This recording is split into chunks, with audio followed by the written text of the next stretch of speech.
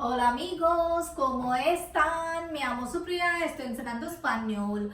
Vamos a hablar de negativo e imperativo en la clase de hoy. That means we are going to talk about negative, imperative, negative sentences today. So what are imperative negatives?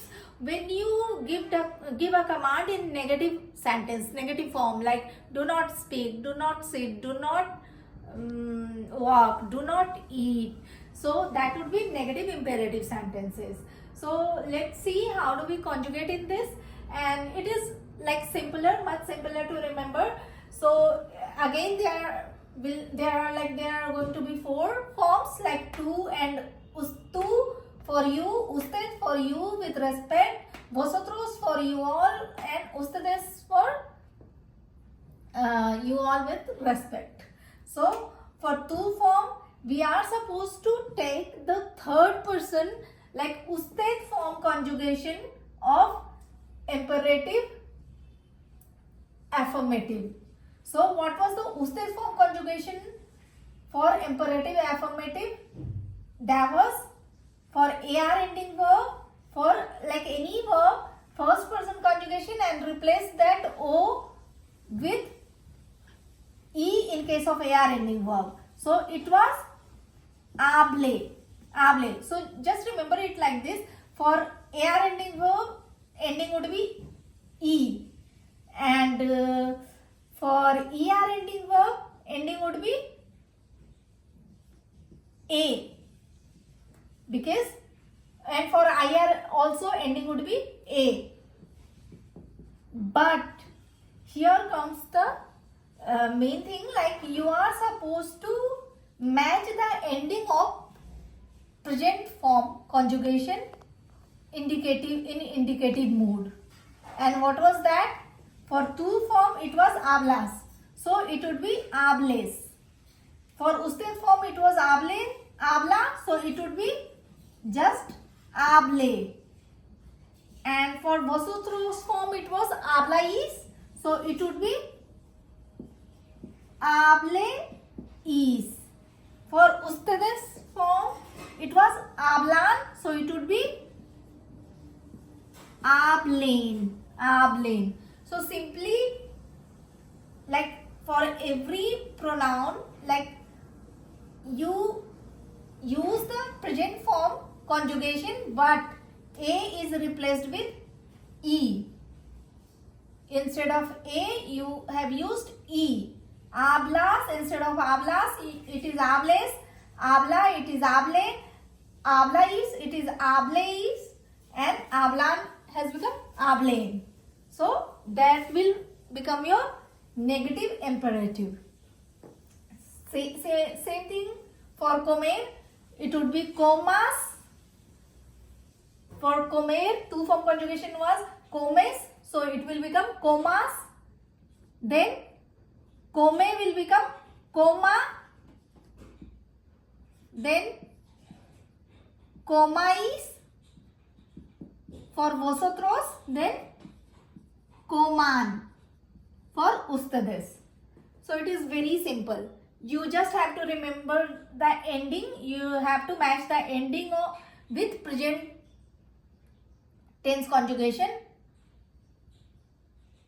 and like you have to use it for tu, usted, vosotros, and ustedes only. Similarly, vivir would be vivas, viva, vivais, vivan.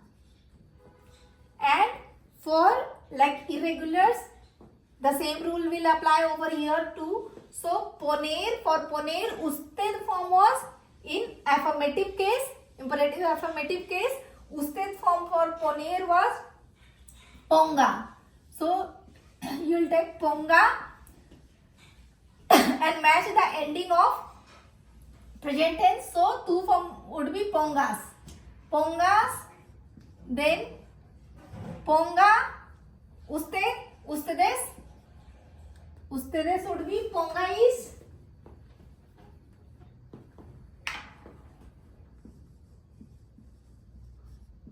Pongais. Then Ustedes would be pongan. So it is very easy to remember.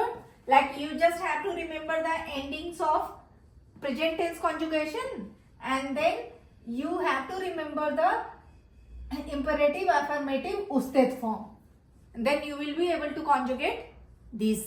It's very easy. Like salir would be salga, because salga was usted form.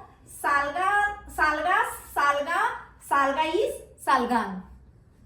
So it is very simple, and because these are negative imperative, so you are supposed to use no in the beginning of the verbs. Like if I want to say no, don't speak, it would be no hables. And if I want to say same thing with respect, it would be no hable por favor. And no hable is no hablen. Similarly, no comas, no coma is no coman. So here again no.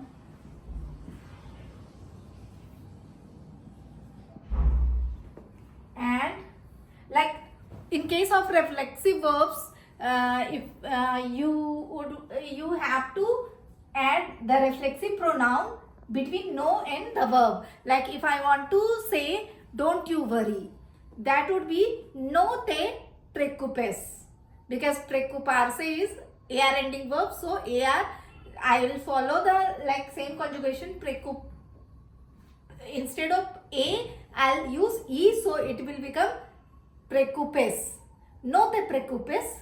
Or I want to say don't you forget, that would be no te olvides, because olvidar is again like AR ending verb. Okay, so A will change, we'll have to replace A with the olvides. So like that. And that's it for today, guys. Adios, hasta domingo.